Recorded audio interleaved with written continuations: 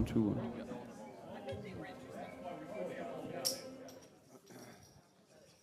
Good evening, everybody, and welcome to Church at the Red Door and our Lynx event for the evening. I'm Chris Herman. I'm the West Region Director for Lynx Players International. Who's a part of Lynx Players right here? Just show your hands real quick. Wow, that's great. And there's a lot of people who got invited here because of this event and the Lynx groups. And what Lynx is a fellowship group, men and women throughout the country. We have over 310, I think it is now, fellowships throughout the country. Over 50 of those are women's fellowships, which just came in the last few years. We've just really grown a lot. About 25 people on staff. Just here in California alone, we have 150 fellowships. So we have a lot of folks doing exactly what you guys are doing, going to events like this, meeting together.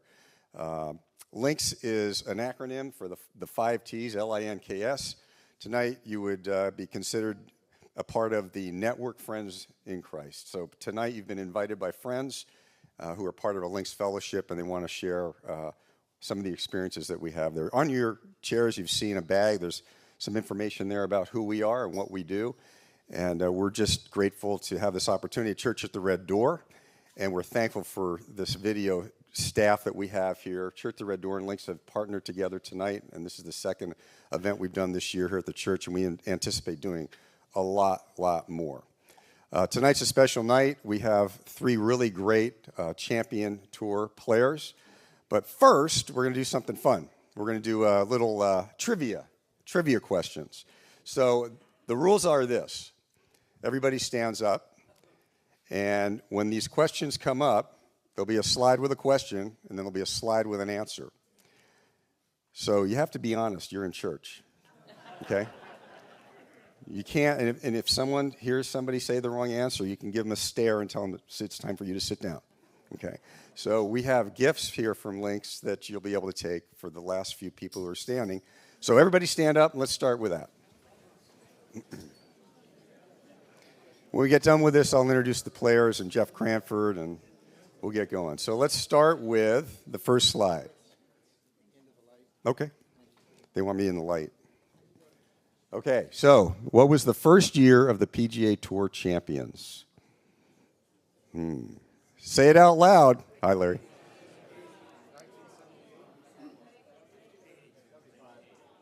Okay. No, you say it out loud, and if you get it right on the next slide, you stand up. If you don't get it right, you sit down. Next slide. 1980. Wow. Now, wow, we cleared the room. Let me give you another trivia fact. In 1980 is when Lynx was started on the PGA Tour, which was just happens to be a coincidence. It's nothing we planned.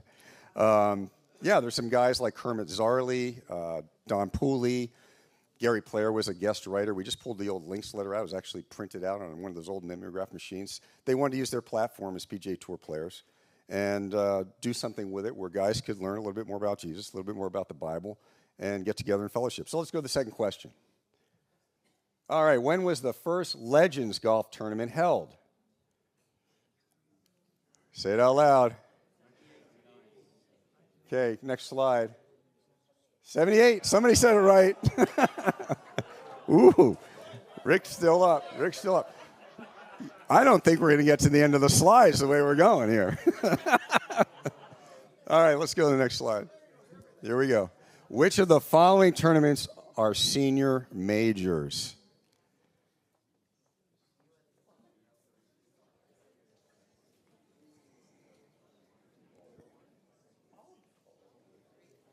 Answer is all of them. All right. Oh, wow. We got Larry Moody. Doug. No, you said all of them. I heard you. Doug. Dick, you're up, right? No, we have more slides. One more. Let's go. Larry, stand up. Come on. Okay. Which of these was the last to be recognized as a major? Which was the last one to be recognized as a major? Number 3. That's one answer. What do you got, Dick? 4? Larry? You got to pick one. This is not multiple choice. This is not A, B, C, or D. Okay, the answer is the Senior Open Championship. That's it. You guys, the three of you just won. That was it. That's all that's left. So, over there in the corner is Marty Jacobus with some very nice gifts for you to choose from. So at the end of this, you can go over there and pick some Lynx logo wear and wear it proudly for tonight. Well, now we'll get on to the real stuff, the reason you came. Tonight, we have three tour players, Champions Tour players. We're going to first bring out Paul Stankowski. So you guys run that. Paul Stankowski. Paul's back there. I know he's going to come out. Maybe he didn't hear me. He'll come, I know, eventually. There he is. Paul Stankowski. All right. Let's see, Paul. Paul's son, Josh, is here. Josh, say hello. Josh is caddying for Paul tonight. Best caddy on tour. All right. Next, we have a guy that's from the desert originally, or we've known him in the desert. Mark Wilson. Mark, come on up.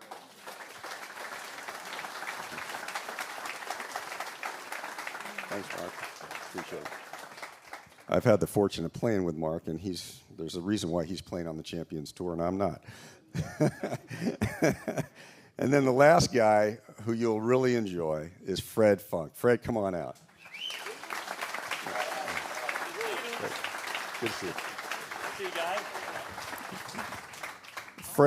Fred's done this for us for a number of different events. He just needs to plug in the correct address to get here. Otherwise, we've been starting 5 minutes earlier. Give him the correct address. You can't trust that Google. You only can use Waze, I think. That's the key. I did. I used Google. Yeah. I spent 40 minutes in a three-mile circle. Right here. All right. And lastly, but certainly not least, we have Jeff Cranford, pastor here of this church, leader of Lynx International, on the board of the College of the Bible in Israel College of the Bible. Jeff's a great guy. He's a great friend. You'll love what you're going to see tonight. So, Jeff, come on out.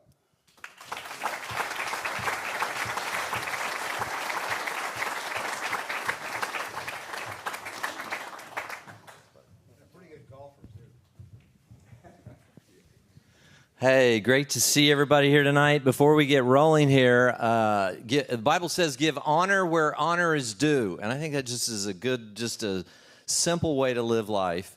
But for years, I would say for decades, and many of these men here have been impacted by his life. But Larry Moody and his wife Ruthie, which was alluded to earlier, if you could just come up here just 2 seconds. We just want to honor you. All the work. This has been a chaplain on the regular PGA Tour, led the fellowship for years, now doing the work still, and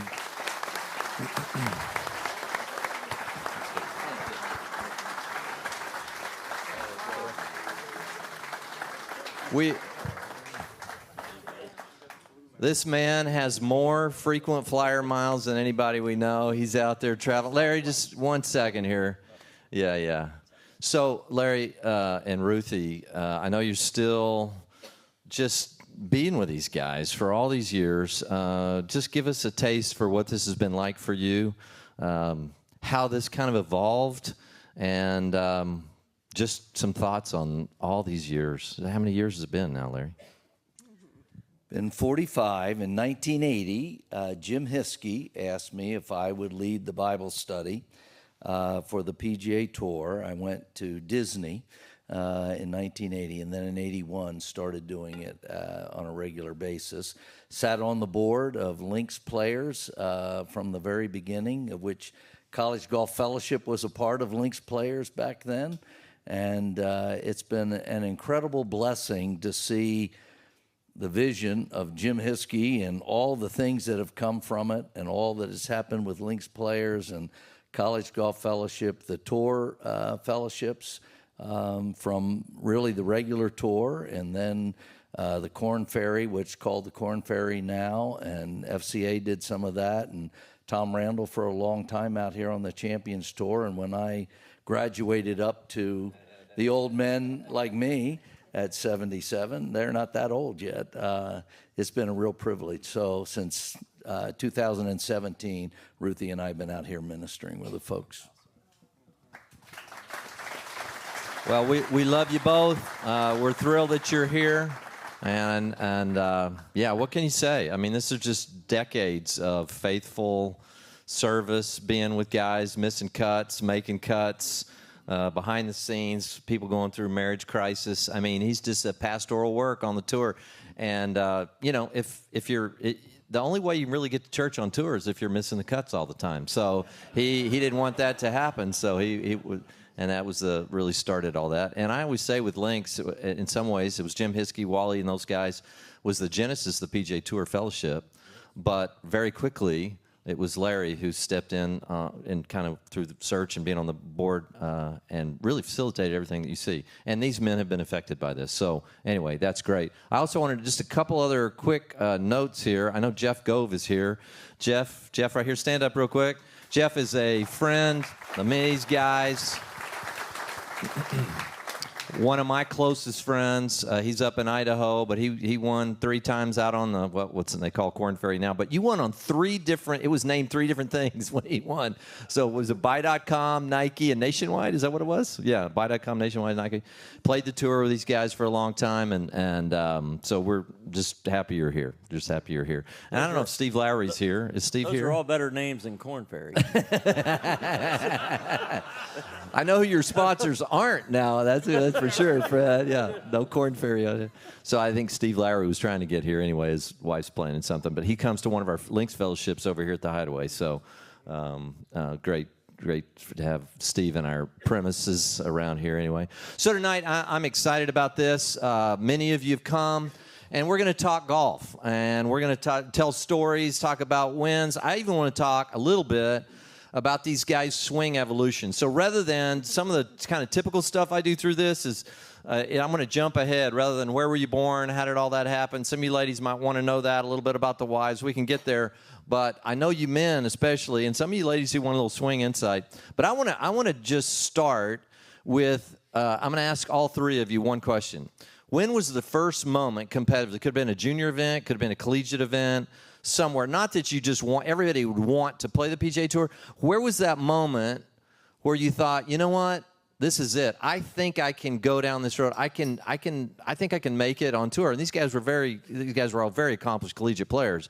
But was it 10 years old, junior tournament? Paul, when was that moment you're like, okay, this is what I'm going to do for the rest of my life? Well, the moment for me that kind of triggered wanting to do it was, I forget if I was 11 or 12 years old, early 80s, at the LA Open.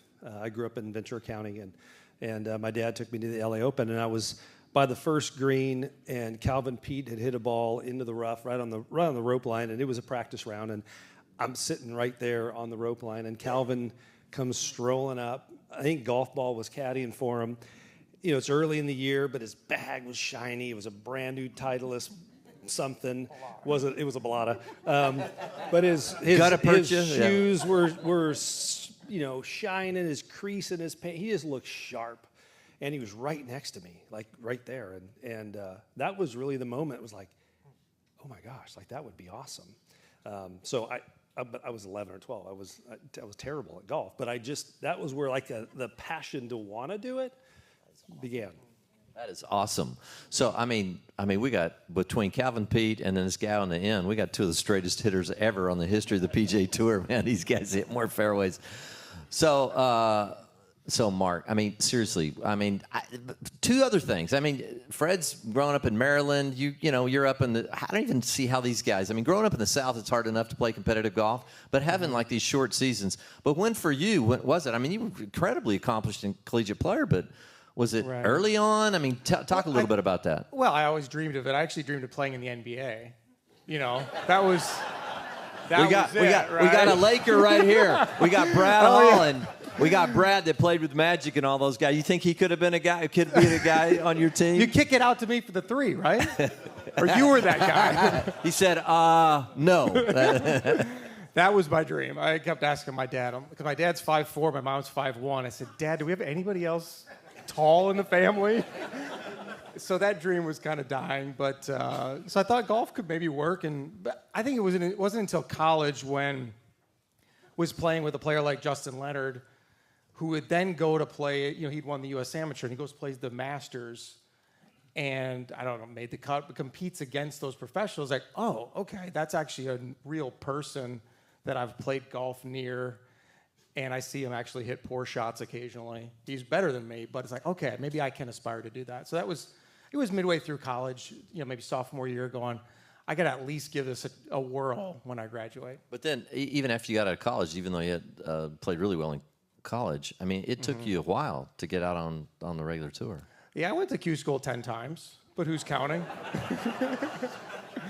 But it didn't feel like that long. It was one of those where you go out there and you're playing on the mini tours right off the bat. I was so excited to get to choose where I got to go to dinner instead of my coach choosing Wendy's every time. I love Wendy's, but it was always coach's decisions. Like, now I'm on my own, and it was really liberating, right? And then not have to study.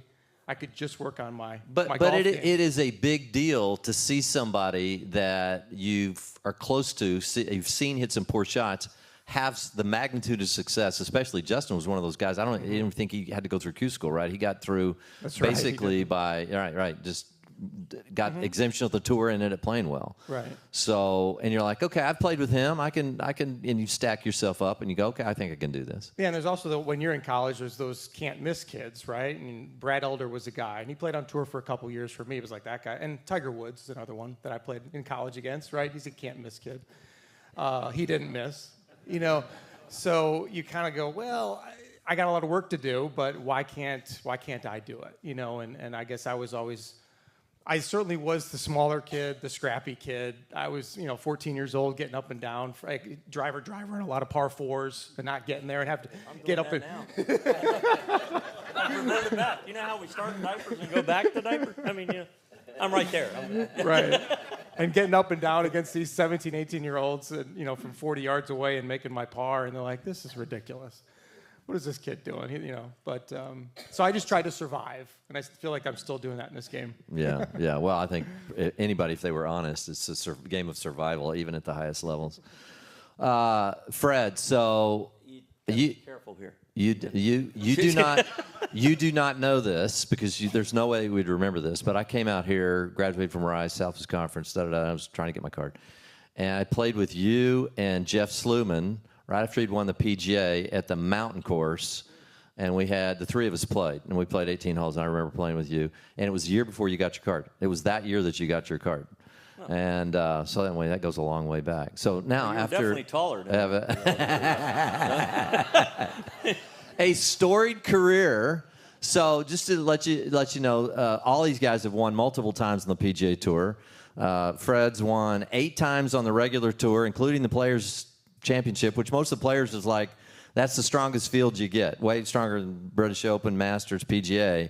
Won the Players. And at age has like 49? Almost 49. It was 20 years. The last, just a couple weeks ago, was 20 years ago. Is that just unbelievable? Wow. I mean, does it fly? Is it flying? It is when flying. you look back, where did it go? Where did it go? But he's also won 9 times on the Champions Tour. So 17 events. So Fred, growing up did you grow up in Maryland? Is that correct? Did you grow up in Maryland? I never grew up, but I was, I really didn't. I tried not to, and I've accomplished that, actually. Yeah, that's good. That's good. But when was it for you? First of all, I do not know, where did you play collegiate golf? University of Maryland. University of Maryland. I was born to be a Terp. I took a bus to elementary, junior high, and high school and walked to college. So I did. And that's a true story. Yeah, by the way, how high was your vertical? Vertical jump? Well, I think like 23, 24 inches. Mickelson got about 2 inches when he won Yeah. So you're 5'7", I could touch the bottom of the rim. rim. Yeah. Oh, you could touch the bottom of the rim? Yeah. The bottom of the net or the rim? No, not today. When I was in my prime, when I was about 16, I could touch the bottom of the rim. I could have done that with a mini tramp, but not. No. That's So Fred, when was that? Was there a moment you're like, okay, this is what I want to do, or like an indelible impression that's in your mind, like Calvin Pete or Justin Leonard or something like that? What was it? At what point was, okay, this is it. I can do this. You know, it's funny. A lot of guys talk about their experiences in college, and a guy like Dave Pels played at Ohio State, and Jack Nicklaus was the guy, and he says, I can't beat Jack Nicklaus, I'm going to do something else. I'm like, you're comparing yourself to the best guy that's ever played the game until Tiger came along. And I just never had that outlook. I just, first of all, I wasn't good enough out of college. I went broke on the mini tour in the 1 year I played it in '81, and I was fortunate to get the college job in the end of '81, and the coaching job, I should say. And now I'm coaching guys that were my teammates for 3 years. I mean, that was impossible. I'm supposed to be disciplinarian, and I am the least guy to be the disciplinarian. They gave me, you're not allowed to drink on road trips. I went, that's not happening. So it's no fun. You can't drink. I mean, you got to have. But I was a good leader, I tell you. But I got, what really helped me was I was playing a lot of golf with the guys that were on the team. I played with them when they were qualifying. I played with them when they were practicing. And then when they were on, this is what they don't allow anymore, but when we were on road trips, I would get the guys teed off, and I went to the range, and I hit balls for 2 hours. I'd see them at the turn. I'd go hit balls for another 2 hours, see them at 18, and then they all shot like between 78 and 82, and I went back to the range. And I just kept doing that every year. And then a couple times I had another coach at Old Dominion, and we'd go to another golf course and play. And it's just what I got away with doing, so it was kind of fun. And I was getting paid for it. Not very good, but I was getting paid for it. But what really happened during that time, I was in the Mid-Atlantic section. And I started dominating the section in the mid-'80s, and I kept qualifying for U.S. Opens and PGAs and making the cuts. And I went, I'm a little better than I think I am. I got to, pursue this. And I was ready to go, I thought, in '86, and I tore a rotator where a 3-iron got stuck in a tree when I was trying to chip out. And that messed me up for a year or so. And then I qualified in '88 for the '89 season. And I was still hurt with the shoulder. And I was able to play later in the season really well, but I lost my card. Went back to Q school, got it back, and I never had to go back again. But it was that little era of the mid-'80s when I was playing with the best in the game and seeing what you just said, that you see the best in the game, and they hit bad shots, and they have bad days, and it's not like they're machines except for Bernhard. It's just, it was good to see that they were human. And I knew I had just like Mark said, I had a lot of work to do, and one thing I did do was really work. And throughout my whole career, I felt like I had to outwork them to beat them. And I'm paying the price for it now with my body. But I had a really strong work ethic. It took me a while to get the belief. I'm kind of rambling here for a second, but I won in '92, my first event in Houston that I won. But it came out of nowhere where I was ready to get out of golf, and I got my resumes together. I had a terrible West Coast, terrible Florida swing, and then I win. And I was like, where the heck did that come from? And now I got to prove I didn't want to be a one-and-doner, so I wanted that second one, and I won the next year again. But I don't believe I really believed in myself until about '95, '96. I was 6, 7, 8 years on the tour. So so let's talk about that first win. I mean, this has happened many times. I mean, we all know the story of Ben Hogan. I mean, he's a last deal. This is it. This is my last tournament. And there's probably a freedom in that, almost a feeling, okay, I don't have to be punished like this, and you kind of let go, and it just happens. But talk about that first win in Houston. Exactly what you just said. I was just working and trying to work my way out of it. I went to Houston where we still play on our tour at the Woodlands. And I got through Q school there, and I love the golf course, and I love the tournament. And I stayed with his family since my rookie year, who are now the godparents of my kids. And I just went there and said, just go play golf. Just have fun. Enjoy the game, because you learn to hate the game. And the game that you love beats you up so bad that you hate the game at times. You're like, why am I doing this? And I did let it go, and I think I shot 4 under, and then I shot 62 on Saturday, and I got the lead, and I'm going, What do I do Now now? all of a sudden you care. And now I Right. really care. And I was nervous on the first tee, and then I was in the zone, and I ended up winning by 2 over Triplet. I was playing with Fulton Allen, and Fulton Allen ended up being an unbelievable cheerleader for me all day long. He was like, "Come on, Freddie, you can do this, you can do this." After he hit it in the water on 13 and knocked him out of contention, he was just sitting there, "Come on, Freddie, you can do this." And I'm like, "Wow, this is awesome." The guy's, it was great. It was a really cool deal, even though I thought I hit it in the water on my last shot on 18. That's another long story, but I won't tell the whole thing. But I got away with it. It stayed on the bank, and I got up and down. I was this far from Triplet winning. So, Hey, by the way, have you ever had a conversation with Fulton Allen to talk about, say thanks? oh, I've told him 100 times. Yeah. Oh, absolutely. I bet. Yeah, we I were bet. really good friends, and he's an unbelievable guy. He's gracious, and what he did that day was so unselfish. It was unbelievable. Yeah, that's beautiful. That's beautiful. I think it's true, though, with us, we know how hard this game is. And so I think it's easy to celebrate with others, when they're doing something good. Yes, we're trying to play the best we can and win, but when we know how hard we all work to get there. What just happened last week, Michael Allen, who's taking his retirement, he's limited to, I think, 11 events or whatever, and he finishes third last week? Third last week. And it's a fantastic week for him. And it's so cool to see that. I think to a man on the tour, that anybody that knows Mike, and almost everybody does, was thanking and congratulating Mike. So, yeah, when you see one of us do well, it's really... Now, we get a little tired of saying nice going Bernhard. But, again? I mean, gee, it's ridiculous. So Mark, let's talk about your first breakthrough when set up the scenario, give us a feel. Were you confident coming in? Was it more a scenario like Fred's? Talk a little about and where it was, et cetera. Give us the play-by-play here. Well, I got to back up to the desert here a little bit. A few weeks before that, my first win was the Honda in 2007. But before that, this was some of my early times in Q school. And when I'd get through Q school, I'd barely get through.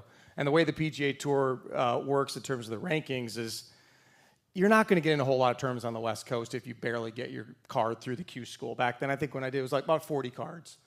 And so I would maybe get in Hawaii, but usually it's San Diego and Pebble Beach. Pebble Beach was a big field back then. And then maybe the opposite event to the match play. The Bob Hope was not a chance. 128-man field, used to play with 4 amateurs. But my in-laws, who I think are here tonight, Rick and Pam Carlson, saw them over there. They helped start this church, which is so cool. I'm so proud of them. They were living here at Ironwood. And I'm like, well, okay, San Diego is the next week after the Hope. I'll come down and I'll get some practice in at Ironwood. So I come down, I think on the Monday before the tournament, before the Hope starts on Wednesday, right? Tuesday, Rick and I go play Stone Eagle. That's a great place to go play. I've been in Chicago, right, when I was living for a month. I hadn't played golf at all, so you go play at Stone Eagle, and you feel like you're doing headstands the whole day. Beautiful place, but it's just like, oh boy, I've got a lot of work to do on my game here to get ready for San Diego the next week. It's like one of those old Golf Digest magazine, that painter that would paint, you go down this little narrow thing and there's cliffs falling off to a mile. Yes. I grew up looking at those paintings. It's a little bit like that. It's kind of like that for sure. Well, Tuesday night was the tour fellowship that Larry Moody's hosted so many times. That night was at Jeff Gove's house. Heather and Jeff Gove were hosting. And so I'm going to go over to the fellowship and so I go to the fellowship and see a lot of people like, hey, what are you doing here, Mark? And I'm like, yeah, I'm just kind of practicing, getting ready for next week. But so people saw me, right? So the next day happens. I go to Ironwood to practice. There's literally ice on the golf balls. It's a frost day, right? So there's a frost over at the Hope as well, at La Quinta and Bermuda Dunes and all those courses. So I'm like, I'm going to go get a workout in instead. And my phone rings, and it's Steve Hulka, who's a caddy on tour, who saw me at the study that night. And he goes, Mark, there's some guys like bailing here. They're withdrawing. Their backs are out, whatever. There's no alternates on site. And I'm like, really? And I commit to every tournament at the beginning of the year. I don't care. The marketing people aren't going to be like selling, hey, Mark Wilson's coming. So I commit to every event. So I was committed, but I was the 40th alternate or something at the Hope. No chance of getting in, right? So I'm like, oh, Steve, where'd you hear there's a spot open? He goes, I think at Bermuda Dunes. So I'm like, okay. So I grab my clubs, I put pants on, I tell Rick and Pam, I think something walking out the door, like, hey, I might be in the tournament. So I start driving to Bermuda Dunes, and I call the tour, and they're like, ooh, I don't know anything about that. Let me call the head rules official. So maybe 10 minutes goes by. I'm pulling into Bermuda Dunes, and the head rules official calls me and says, Mark, where are you? I'm like, I'm at Bermuda Dunes. Oh, shoot. Fred Couples just withdrew at La Quinta, and he tees off in 10 minutes. He's like, there's no way you can make that. I'm like, well, can I at least try? And you guys know that what? La Quinta to Bermuda Dunes is about 15 minutes, right? Probably. He's like, all right, you can try. And so I'm like, I ran a few red lights. I did. I thought God would be okay with it, though, you know? And so I get going, and about 5 minutes before I get to La Quinta, the phone rings again, and the rules official's like, okay, here's the deal. We want you to get here because we want the experience for the amateurs to play with someone who's actually in the tournament. Because they were going to put a PGA pro there that wouldn't actually be in the tournament, would just be playing alongside them. And so they're like, but you have to get here by 10:20. I'm like, okay, I'm doing it. You know, and I get there, and La Quinta was under construction, so I pull up to the valet. I've never been to La Quinta Country Club either, so it's kind of weird looking. And I give the keys to the valet, get my clubs, I put my shoes on, don't even lace them up, and then I'm walking across the putting green, and guys are like, hey, Mark, looks like you're late. I'm like, I didn't even know I had a tee time today. Give me a break. So I get there just in time to tee off, and luckily enough, play well enough to make the cut, which was a miracle, I felt like. I mean, the first day I was in shambles, but I made it. I think Rick and Pam brought me out a sandwich or something to kind of get me through. But we can say this, you were not in an orange jumpsuit an hour No, before I your was tee not. time, right? So. Right, yeah. No, I was not in jail, yeah. But so I make the cut, and going back, so like when you're a Q school graduate, whatever, and you're at the bottom of the pecking order, they reshuffle after the West Coast swing for Florida. And thankfully, because I made the cut at the Hope, I think I didn't play well the rest of the West Coast. That got me into the Honda. Otherwise, I wouldn't have been in the Honda, and then that ended up being my first win. So I kind of owe it a lot to them giving me a break. So I mean, have this you is a told break. Fred Couples' story? I have not told Fred the story, we need to tell but I Fred should. Couples. He's Well, here in another the funny desert thing all with the time. that was that Mickelson was the guy that switched the tee times with me. Like, they had Phil go first, and then I went after. And then the next day, Phil is then behind me, and he comes up to one tee because we were waiting. He's like, so you commit to every event? I'm like, yes, yeah, Phil. I mean, they market for you, they don't market for me. So, but that was my crazy story here in the desert. So I owe a lot to them giving me a chance. I mean, there's breaks, right, in golf. You talked about your break on 13 at the Woodlands. Mm-hmm. There's stuff that happens like that, and that was a grateful moment, a very fortunate thing that worked out in my favor. You were fortunate no cops were at the red light. That was part of You it. could have had that orange jumpsuit That's exactly on. right. That's exactly right.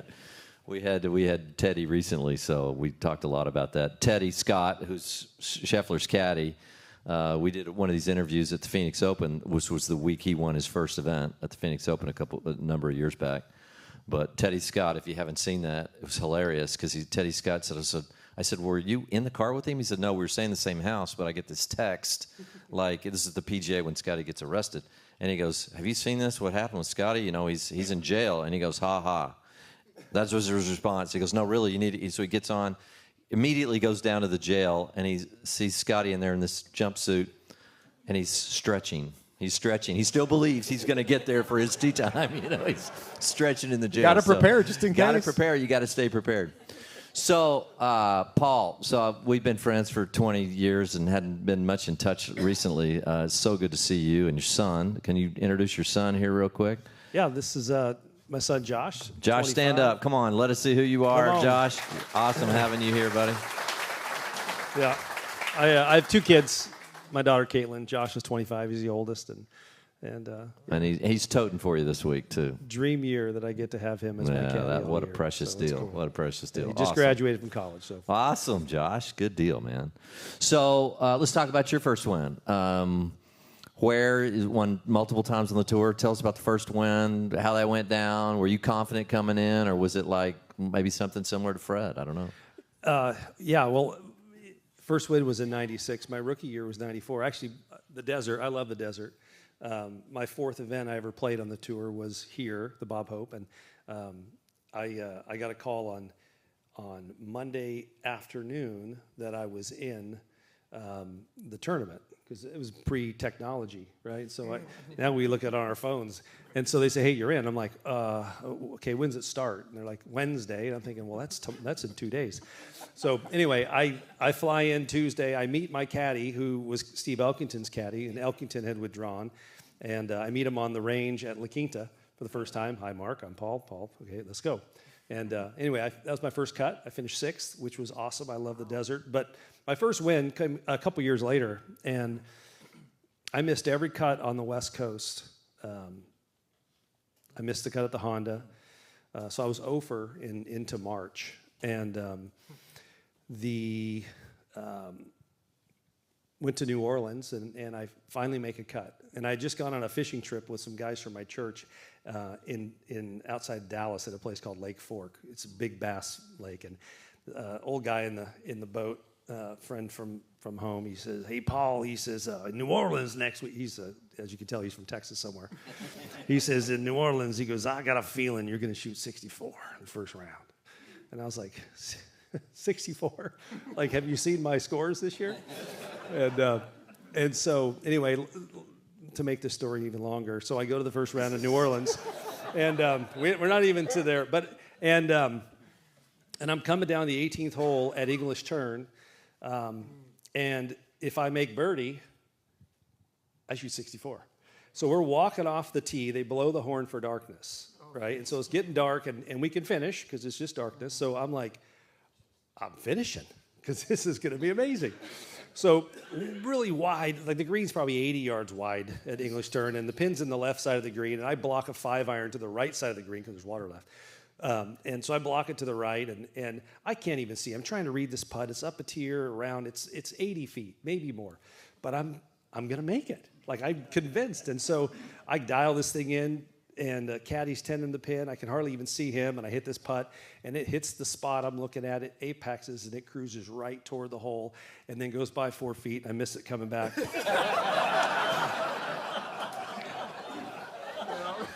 So I didn't shoot 64, but anyway, I made the cut, and that was my first cut of the year. The next week was the Players' Championship. This is 1996.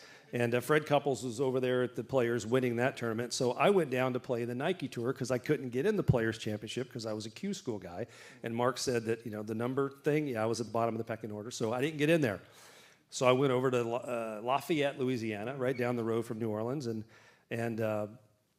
played the Nike Tour, which was now the Korn Ferry. It was the Nationwide. It was Buy.com.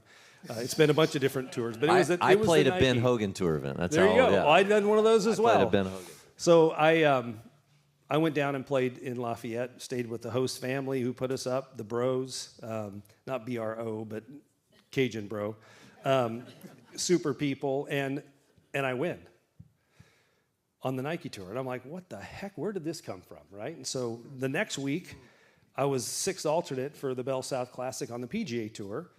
And they said, well, you won here. If you want to commit to Tallahassee, you can go to Tallahassee and play the Nike Tour event next week. And I thought, well, I'm going to go to Atlanta because I just met a family that worked with Chick-fil-A, a guy named Steve Mason, and I stayed with them the year before, super family. And I thought, you know what? My wife's going to go. I'm going to go introduce her to them, and we're going to hang out and see if I get in. Well, lo and behold, Wednesday afternoon, Steve Hart pulls out. I get his spot. 4 days later, I'm beating Brandel Chambly in a playoff for my first win on the tour. You probably like that, Brandel part. So, half of you like it. I love Brandel. That's what we're going to talk fabulous. about next is Live. Just so we're going to, and I have Brandel's here is going to join in us live stream. Brandel, Brandel. So that was my first win. But to go back to the Bob Hope Classic, you asked the question earlier, like. The moment, right? Well, yeah, it was moment. Calvin Pete was the moment that I wanted to do it. And then when I made the cut and finished 6th at Indian Wells was a host course of the Bob Hope that year. I played with Bruce Litsky and Guy Burroughs on Sunday and eagled my last hole to finish 6th, right? First cut, I made $36,800. I remember that like it was yesterday. And I was like, oh, my word. Like, I didn't make that in a year on the mini tours. but that's when I realized that, wow, I can do this. Like I didn't know. My progression from junior golf to college golf to professional golf was just kind of a slow climb. And then, all of a sudden I got my card before I thought I'd get my card. And then, you go through the ups and downs, and then I won. So that was. So here's the question. So if all these sound from the outside looking in serendipitous, right? In on a deal, running lights, happen to make it. If he'd called me 2 minutes later, I miss, I don't get in the Hope, and then I don't get this, I don't get in the Honda. If I don't win the Honda, what happens? Fred, the ball rolls into the deal, rolls into the water rather than staying on the bank. I mean, there's just a million things that go on, and there's a perception that this is just so, we hear the story of Tiger Woods, and he wins everything, and he wins all the juniors, and he wins the USGA events, and he's, and there's this fast track. And there is that kind of that 1% of the 1% of the 1% of the 1%, which is a rarity. But for the most part, would you all agree that, most tour golf above maybe the top 20, 25, 30 players in the world is a grind. It's challenging. It's not a sense that I've got my card forever. It's always the sense that I could lose it. You win, you got 2 years, whatever. But it's challenging. What does that do to you? So it segues my next question. What is the lowest point that you found yourself in your tour life? Once you got your card the first year, and everybody's low on the mini tours, but on tour, the lowest moment that you recall, like the darkest moment in your life. I'll start with Paul, and then we'll work down. Freddie's older, he needs more time to think about it. The darkest moment. There's a lot of them. A lot. No, it's true. And the thing is, it's one darkest. Well, though. there are, but what's interesting go is there. we're in a different city every week, so each week could be the week, right? And then you miss a cut. If you look at my career, I think I played 404 PGA Tour events. I made 270 cuts. That's a lot of miscuts. That's a lot of dark stuff. That's a lot of made cuts too, though. That's a lot of made cuts. But dark.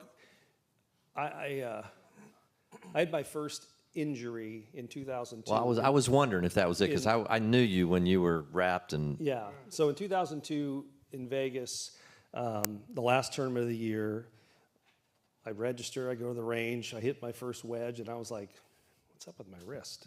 Like it just felt like it needed to pop, and so I hit some more balls, and it didn't hurt, but it was stuck, right? And so I ended up playing the tournament, and it was hurting pretty bad. So I probably had a lot of Tylenol and Advil, and then I always took November off. So I put the clubs away, don't even open them up until the first Monday of December, and I would come out here to the desert to practice. My old teacher, Mike Wilson, was out here, and so we'd go out to the Palms or back then, and that first week, unzip the bag, start hitting balls, and I'm like, what the heck? And so that led to a scope, which led to a lot of pain medicine, which led to a surgery, a rebuild of my joint, which there was 03 was the first surgery, 04 was the big surgery. So this is about 6 years, probably your best year was 97, probably? Yeah. So this is 6 years after kind of maybe peak. Yeah, surgery in 03, surgery again in 04 to rebuild the joint in my I wrist. remember it was. Then I came back, my first event back in 05 after the second surgery at Pebble Beach, the 16th hole at Spyglass. I hit a tee shot, and it felt like a blowtorch had hit me in my forearm, where I tore a tendon on my ring finger, the distal tip there, and I missed the whole season. And so I remember taking my son, who at the time, in 2005, he was 6 years old, and I love baseball. We both love baseball. I would take him to Ranger games. And I remember just watching those guys play and looking at my hand, which other than the big scar, it looks fine, but I couldn't hold a club. I couldn't just do that without a burning. And I struggled with that. It was like, I don't want to say I was depressed, but it hurt to not be able to do what I have loved to do and what God gifted me to do. And I remember going to my pastor and just saying, Matt, like, I'm struggling here. Like and he said, you know what? He goes, here's the deal. You're not a pro golfer at the moment. He goes, your job is to rehab well, get your body back to where you need it to get to so that you can go provide again for your family. And he said, focus on that, on just getting better. And I was like, all right. So it kind of shifted my focus there from feeling like woe is me and like, Is this ever going to happen again, or is this the end of my career? I had no idea. Yeah. And you had no idea. There's those dark moments, unknown moments. Yeah. Thank you for sharing that. Mark, what about you? I guess for me, I was thinking back to the Memorial in 2010. I had played really well the year before. I was in the final group. Tiger Woods decided to shoot another 65 in the final round, so I didn't win. But I had great hopes that next year, right? And maybe too high expectations. Going to Jack's Place, one of my favorite courses on the PGA Tour. And I find myself late on Friday hoping just to break 80 in the second round, back 30 yards over the green on 18, amongst all the people, just embarrassed. You know what I mean? So I missed the cut by a mile. And it had been in a stretch where I missed a lot of cuts, and I thought the game was just gone, and it felt so far away. So I just remember going in the locker room there and just sitting in front of my locker and just being like, I don't think I can ever find it again, kind of thing. But what those moments do is they send you searching. And I think that's one of my favorite parts of this game is those epiphany moments. And I had one that a few months later. It took a while, but with the help of my instructor at the time, Jim Suddy, he had me read this Hogan book, and Hogan talked about this long, low, flat spot through past impact. And Write that down, Fred. Yeah, right. But I remember taking that. It took a little work, but I had some moments at Butler National up in Chicago where I was practicing on my own. I'm like, oh boy, that feels good. That could work. And I've always been a very high spin guy. I kind of have a little early release, and so I'd had a hard time hitting nice wedges that would just go on the green and stop. They're always spinning back off the front of the green, which I know looks cool, but it's not cool. It's really frustrating. And I remember going out to Butler National on a very cold, windy day in November, and I remember back then I set my phone up at the green because I wanted to watch it spin. So I'd go 100 yards out or 110 yards into like a 10-mile-an-hour wind. And I'm like, let's see if this seems to be working pretty good. Can I hit a wedge that just stops, And I put my phone, I kind of had it there just kind of up against a bottle of water or something, and I hit some shots, and I come back and watched it. I could see where the ball mark is and everything, but it was fun to watch it just go like that. I'm like, oh boy, this could work, And I played good at Disney for the final term of the year to finish like 123. I didn't have to finish top 125 because I had won the year before.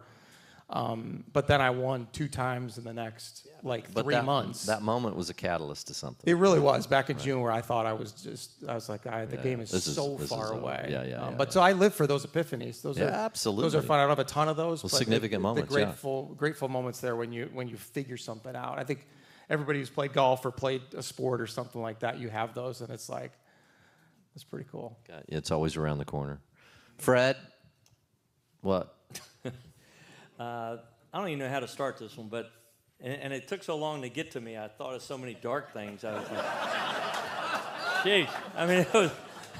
That was I the need idea. Counseling again. I need Rotella right now, but I've had 16 surgeries and I've become a huge fan of anesthesia. It's great. I'm totally against drug-free America, and morphine is the best. I had kidney stones. That's really good stuff. But I've had so many surgeries, it's ridiculous. I just was falling apart.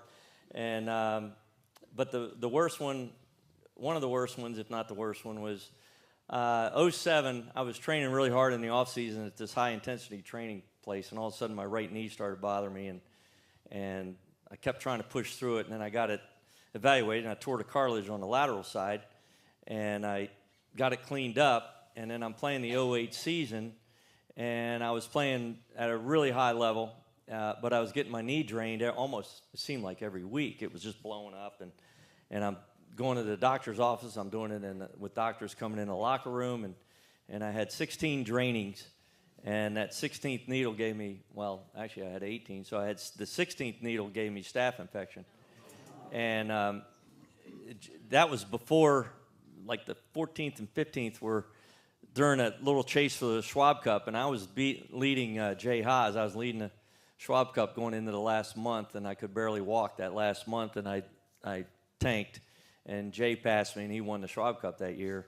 And then I was at the shark shootout when I got that staph infection, and then they went in 3 more times to clean it out because they couldn't get rid of the staph, and they said, we got about a week from cutting your leg off. And I'm like, really? You know, and the doctor was one of my best friends, and I said, this is serious. We can't get this thing calmed down. And finally, they, you know, the IV PICC line and all the other pills they were giving me, it finally kicked in and knocked it out of there. But that scared me. That was a big one. And then it made him really nervous when the next year I played, and then I had my knee replaced. And you can kind of, actually, you don't even see the zipper, but it was pretty good. Did a good job. But they were nervous then because I was already had staph once, so they were really nervous putting it. But that all turned out good. But that was a bad one. I thought, you know, I was really, really sick for about 6 weeks, and I'm not feeling good. The staph felt like it was in my whole body, but it was right here, and luckily it didn't go any further. So that was pretty scary. Yeah. So it's not all glamour on the tour, you know? No. Clubs I don't got a show question up. real quick. I want to go. I'm still stuck on this Corn Ferry thing. Jeff, when you were playing the 3 other ones, the Webb and the Hogan and whatever the other one was, and Nike, yeah, thank you. Were you dating your wife then, or were you already married? We got married when I was on the Nationwide. Okay, so I want to. So let's just play this scenario out. So you're going out on a date, your first time with your wife. What's her name? Heather. Yeah, Heather. So you're out with the date, and obviously the conversation is going to get around what do you like to do, or what do you do, and she says, so what do you do? Well, I play golf on the Corn Ferry. How much further do you think that would have gone? It would have ended right there. I mean, if you were at dinner, she would have choked over her food. Your first hug would have been the Heimlich. Is that better than the Hooters tour that I started playing on? That's a good one. I forgot about that one. I forgot about the Hooters tour. The Hooters tour. My grandmother did not like those No, they those didn't like photos the when Hooters. I was posing with the girls when you won, you're you had to probably pose running down with the 18. girls. You're thinking, really, I got to win and take the pictures and. Yeah. Oh, no. So I want to go down this path because it's a little bit more challenging with the guys on a regular tour. But now you guys are in the Champions Tour, where's the future of golf going? And then we'll segue into just your life outside of golf. But where's the future of golf going? Do you see? I mean, everybody claims the same thing. We don't know what's going on. They won't tell us. The players' reps won't tell us. LIV has obviously changed the landscape of everything that's going on. Does anybody want to proffer? I know Lee went on, and there's some of these guys like, hey, I'm old now. I'm going for it. Tell me about this. I mean, what are your views on where we are in the game of golf, and will it ever be reconciled, or what are the conversations going on with guys you talk to? I'll start with Fred. It's a mess still right now because LIV came in just prior to that happening, and LIV really having a potential hostile takeover, basically. And the way I looked at it is that we had these top players, all our top players, there's probably 12 to 15 of them, and all of a sudden you take half of those guys, and they're over on the LIV tour. When they were playing together, it was every week, it was like each one was trying to outdo the other guys. And they're all buddies, though. It's a little different. There really was never I don't believe, a big rivalry like Tiger and Phil, anything like that, because a lot of them were really good buddies. But it was fun to watch because the level of play was so high, and the guys would get hot. It's really hot, especially nowadays with where the game is when you talk about equipment, is the other part of that. But now with this LIV is done what they've done, and they want to try to get back together so you have the best players playing against each other more often. Where do you put them? That's where do you put the guys that still have status, like Rory McIlroy and Koepka and guys like that? They have status to come out and play their majors and do whatever. The guys You mean like John Rahm? Rory's playing on and PGA John Tour. Rahm and Rory's I mean, playing. not at- Rory. Yeah, I mean, yeah, Bryson John Rahm. or- I'm sorry, I'm getting them mixed up. But sorry, thanks for correcting. But where do you take the guys? So the guys like Harold Varner and Pat Perez and the guys like that. To me, they knew what they were signing up for. They got to go back to Q school. If they want back, they got to start at the bottom.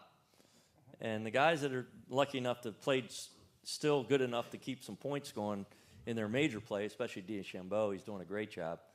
And speaking of DeChambeau, I think he's done a phenomenal job of bringing a lot of attention to the game and the fun that he's having and what he's doing on social media. He's done a phenomenal job. It totally changed his personality and everything. He's outgoing and fun to watch. So I'm a big fan of DeChambeau. I'm a big fan of getting the guys back together that belong to get back together. The other part of the game is all these guys, because of equipment and all the training, but the equipment, the driver's the easiest club to hit. You got a ball that's made to, you hit it high and you hit it with low spin and it's out of here and it doesn't come down. If you have the horsepower to do that, you can take huge advantage of what the technology has done. The USGA is talking about bringing the ball back. I'm not a big fan of that because how do you bring a ball back and be uniform with it? So I don't know how you do that. So make the driver, I think, would be kind of cool to just make the driver just for us, for our tour. If you're going to have bifurcation, that big word of coming across where we'd have a different set of rules than the public, then I don't think that ever works, does it? I mean, really? What? Bifurcation? well, I don't know whether it would work, but I think if you make a driver smaller so it's not the easiest club in the bag to hit and they can swing 3,000 miles an hour and still hit the ball solid and then somewhere on the golf course, that might fix it. I'm not saying it's the fix. It's just one of my ideas. Yeah, no, it's a big question. I don't know the answer to that. So That was my thought. The small little head. Remember those heads? They were about the size of this microphone. I remember when the Big Bertha, the original Big Bertha, looked huge, and now you look at it, it looks like the drivers of today gave birth to that original Big Bertha. I mean, it Exactly. looked huge. It looked like a clown club, and now it looks like about that big. Mm-hmm.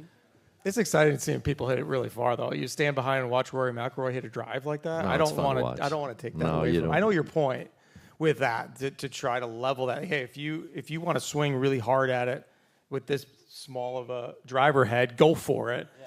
I think it's really cool watching those guys hit at 350. So I think I understand. I feel like you got to draw a line somewhere because they keep saying, "Oh, 20 years from now, we're going to look back. Oh, we should have done something." Yeah.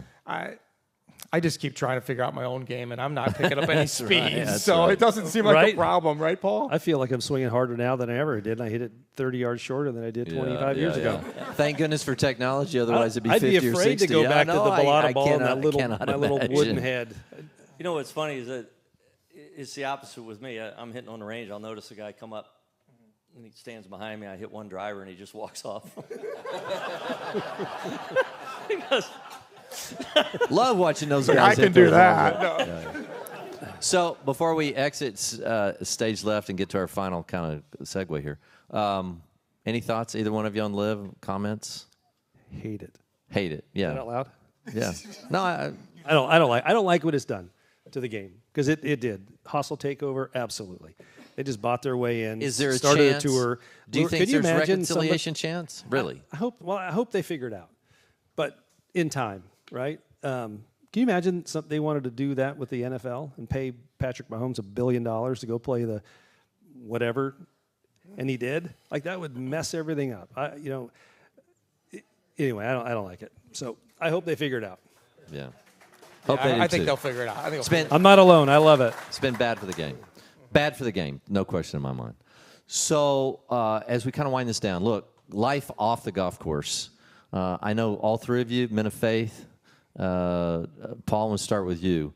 Talk a little bit about your ups and your downs, your family life, your passion for not religion, but your passion for Jesus. Talk a little bit about that. What does that mean to you? What's the impact that's had on your life? Anything you want to say in that regard?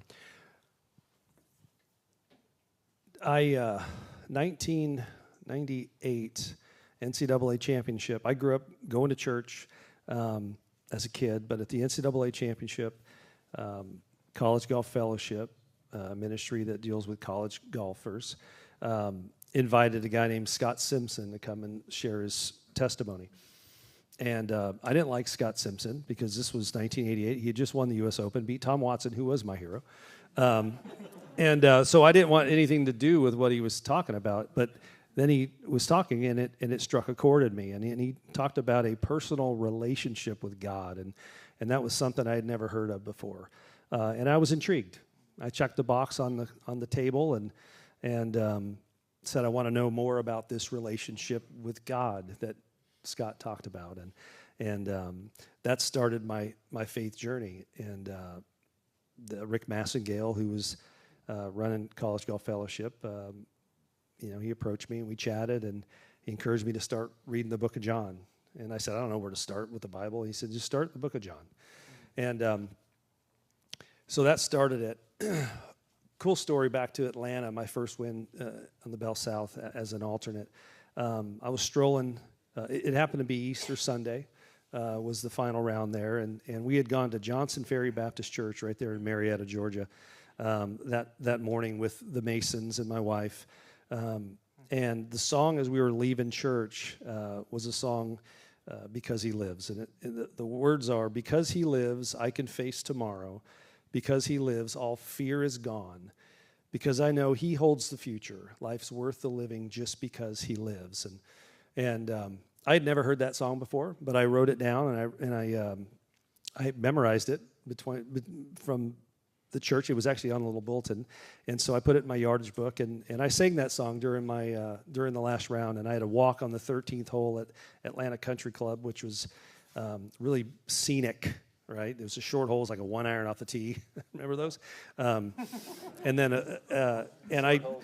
and you can either walk straight down off the tee or to the left. And I went to the right, down around the creek, and I was just singing. I was nervous. I was right in the mix. I was playing with Fred Couples, who was the man, still is the man. He's the coolest, isn't he?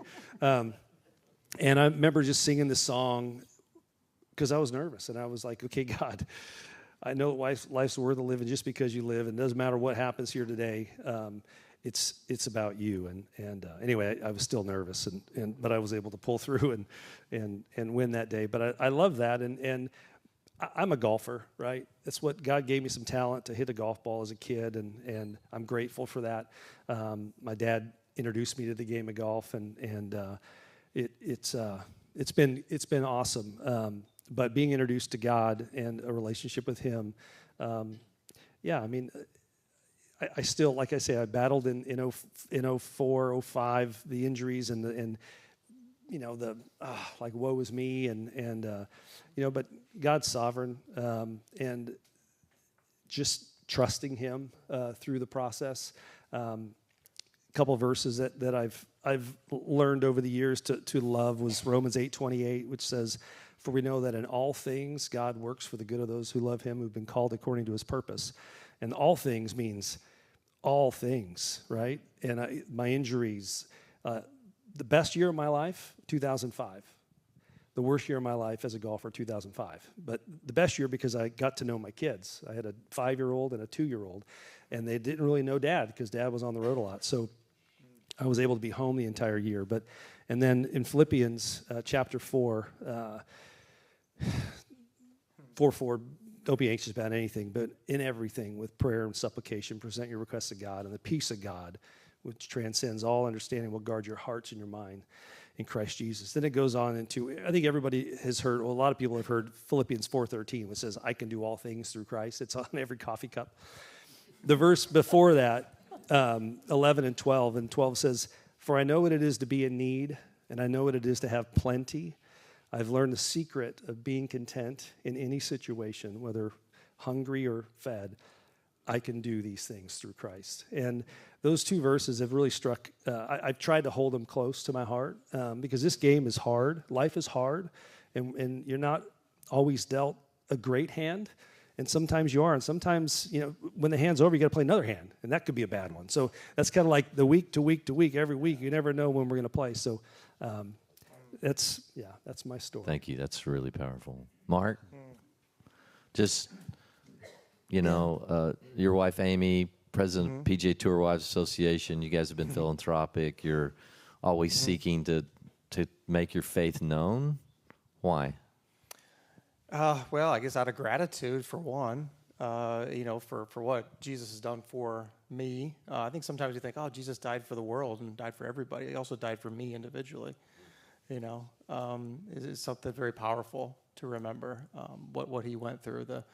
I'm thinking about verses that I've memorized. Hebrews 12:2 is, looking to Jesus, the founder and perfecter of our faith, who for the joy set before him endured the cross. Like the joy set before he endured the cross, everything he had to go through with that, the shame and the pain, and that's the joy. So there's the purpose, right? There's the purpose when you think about what we're kind of going through here. We feel like we do have a platform being out here playing professional golf, and I think it's one of those, we want to do everything for his glory, and Paul just talked about that in good or in bad. So to truly embrace that feeling that you pray every day, like not to go shoot 65, but I want to give you glory whether I'm high man in the tournament or low man in the tournament. And the paradox is that's what brings you peace.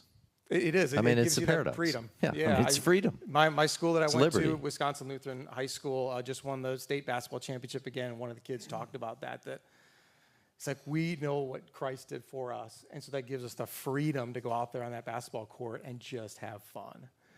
I still struggle with that every day that I'm out there. Yes. I want to play good golf. I really do. And I want to be, I want to have all those hours that I'm in the gym or I'm alone practicing, figuring out these epiphanies on the range by myself.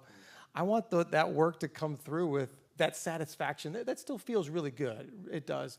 But it doesn't feel as good as that daily bread of getting to know Jesus. And so I think it's important that you carve out that time. And at first it might seem like a duty to carve out that time with Jesus, to either read your Bible or pray, all that stuff. But eventually it's the thing that really you look forward to.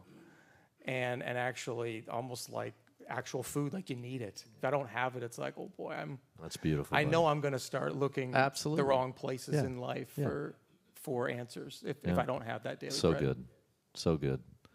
So as we wind this down, Fred, it was a thrill. I haven't known you through life like I've known these guys, but it was a real thrill for me to hear that, Fred, you doing a deal for us at Lynx. I said, I did not know Fred was a follower. Talk a little bit about that.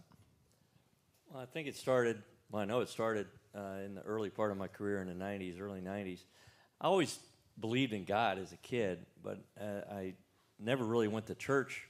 I never felt like I had to. I always was working. I had a paper route. I worked at the golf course, and I was always working. So Sundays were never available, and my family didn't really go to church. My aunt and uncle did, and I went with them a couple times. But it was never a non-belief thing. I always believed in a higher being. But when I got out on tour, you mentioned Scott Simpson, but there was a number of guys: Tom Lehman, Scott Simpson, Larry Mize. Who am I missing? Larry, help me out here. Bernie. And Bernie. Yeah, definitely Bernie. I still, never mind, frustrated with but they carried themselves different. They were different on the golf course. They seemed more at peace when they didn't play well than I was. I always, and I think we all fight this, is that we identify ourselves as a human being and what our worth is by what we shoot. And we're that person.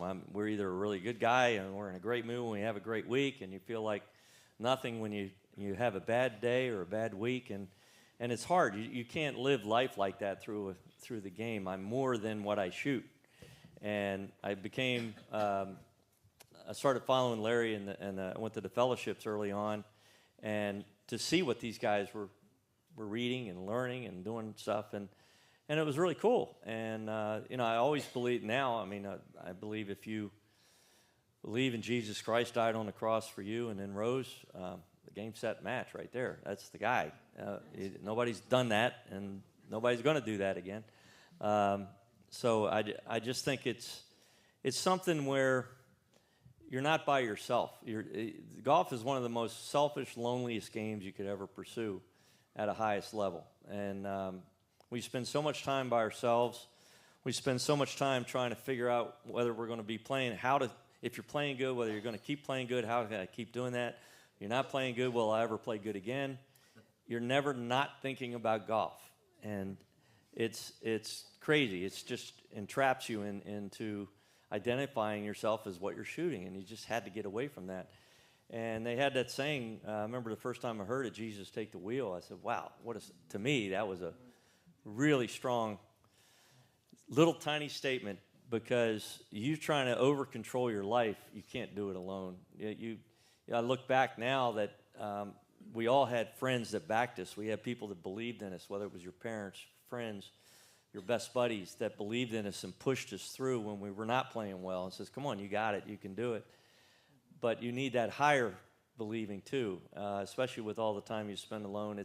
It's a game that can really destroy a lot of things. It can destroy marriages, it can destroy confidence, it can destroy a lot of stuff. I mean, you give your heart and soul into it and you just don't make it, but there's a lot more to it. And to me, I always had a goal, and honestly, it's still a goal now, but my goal was to see if I was ever just give it everything I got, and I would look back if I never made it, and look back, I gave it everything I got, and I could live with myself. If I left something on the table, I don't think I could live with myself. If I, failed and said, God, I had my chance and I didn't take advantage of it. But you also have that advantage to take a hold of that wheel with Jesus and follow him. And it's very powerful if you can do that. And it does ease the pressure, because you're not really wishing for a 64 or 63. I want to just go out there and enjoy myself and my talent and enjoy the camaraderie. The reason I'm still playing, I'm not competitive anymore. I don't hit the ball anything like I used to or far, but I love the brotherhood that we have out here on the Champions Tour. I love these two guys. Mark, we played how many rounds together when I adopted you? Bro, I think it was 6 straight in Hawaii. It was 4 in at Hawaii. Kapalua and 2 at the Sony. Yeah, and so we're at Sony, and I says, I'm going to adopt you. I said, I love you, man. This is great. And he goes, great, man. You're going to take care of me? And I go, no, I'm not going to take care of you, but I really like you. You did set up that direct deposit for my kids, which your grandkids. It's still coming in. I appreciate it was in the that. bank, but the bank went under. Ah. Yeah, but it's really the brotherhood of what the tour, what we have out here. We're really a traveling circus, and we put on our show every week in the town, and the level of talent, the level of dedication that we all have out there is not seen. The talent is, the dedication is not. And the work ethic that everybody has to stay at the top of their game, especially when you're getting older. And what Bernhard is doing is, this is a compliment. This is a compliment, the total compliment. There's nothing you can ever say bad about Bernhard, truly one of my best friends. But he's the most consistent guy for longevity at the level that is so high to do what he's doing at 67 years old still. Last year, coming off an Achilles injury that's still bothering him. He's going to play his last Masters, has to walk, and he's having trouble. I just talked to him tonight when I left the trailer to come here. And I thought he was over. And I said, you're still hurting, aren't you? And he goes, yeah, I'm hurting. And he's an amazing human being. You can see it in him. You could see it in Tom Lehman. You could see it in Scott Simpson. Big-time Larry Mize. Golf was not who they were. Nothing to do with who they are as a person. They're much more than that. And we all in this room are much more than probably what we're identified as with whatever you do in work. How successful you are in work, great. It's how you carry yourself as a person, as a human being. So it's how you want to do more for others. And I think the attitude is how can I help people and to get through the difficulties of life. And life is brutal. For everybody, there's nothing easy about living. So Larry uses the saying, that saying that we come from the land of the dying and go into the land of the living, right? And we're not in the land of the living going to the land of the dying. We're in the land of the dying going to the land of the living. You mind taking over? Fred, thank you. That's Okay. awesome. These men took out their valuable time this week to be with us, and so we're deeply grateful. We give them a round of applause, please.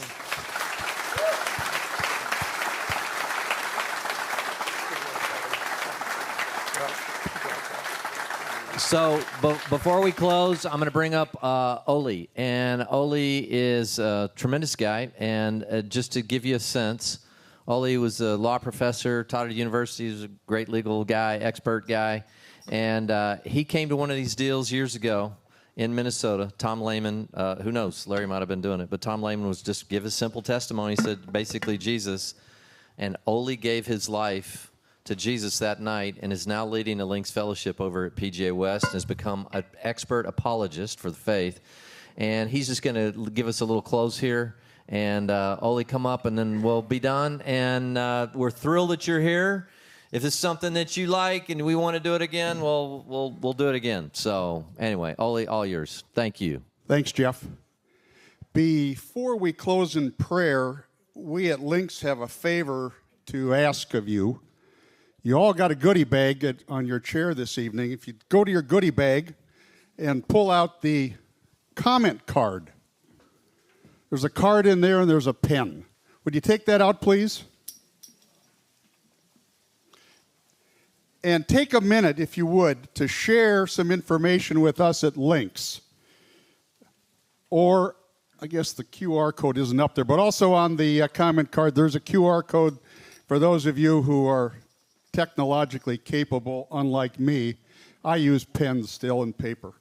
But take a look at that comment card and please fill in the information there. And I'll give you a guarantee right now that we won't sell this information. We won't give this information to anyone outside of Links. We won't use this information in any way, shape, or form to solicit funds or money from you. What we want to do is be able to connect with you, to be able to tell you about opportunities and events that we have coming in the near future. This organization here in the desert that Marty Jacobus is in charge of has a tremendous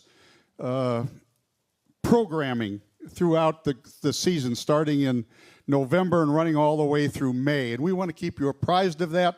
And so if we can have you fill out that information, I'd appreciate it. 24 years ago, Jeff alluded to it, I attended a breakfast sponsored by Search Ministries in Minnesota. And at that breakfast, Tom Lehman was amazing. And he said a number of things that morning, but at the end of the breakfast, I committed my life to Jesus. And at the shortly thereafter, before we left, somebody came up on stage, just like I'm standing here now, held up the comment card and said, just take a moment, please, and fill out that card. And if you look at it, if you want to know more about Links, if you'd like to find a fellowship group here in the desert, we've got over 30 groups. Some meet in the morning, some meet in the afternoon, some meet at night, some meet on Mondays. Anytime during the week, we have room for you. We have room for you. If you'd like to be there, let us know. Check the box, and we'll get a hold of you. If you have some faith-related question that's kind of gnawing at you, or you think you've got a stone in your shoe that you want to remove, let us know, and we'll talk with you about a faith-related issue. Or if for some reason what these four guys talked about tonight have led you to commit your life to Jesus, check that box. And we'll come alongside of you in your journey, in your faith walk, to help you along in the early days and be with you for the rest of that walk. So please, just pull out that card and check the boxes that are applicable to you. And you can either leave them on your chair as you face down as you walk out, or there'll be Judy's back there. There'll be a couple of red baskets. You can drop the card in there. But please, share that information so that we can stay in touch with you as we go forward. Thank you.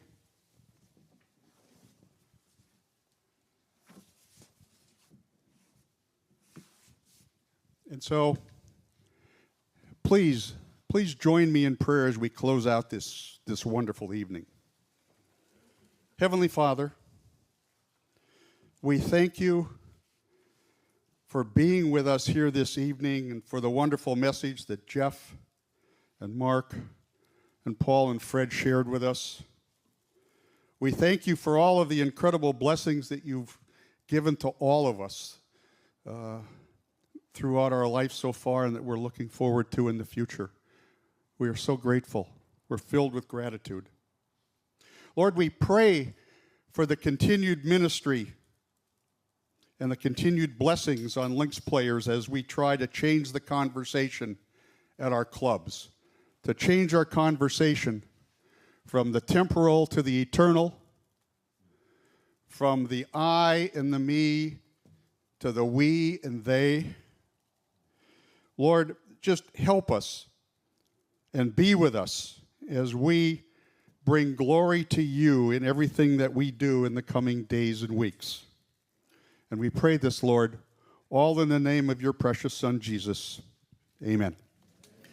Everyone have a great night. Thrilled you're here. We'll do this again, and you're invited.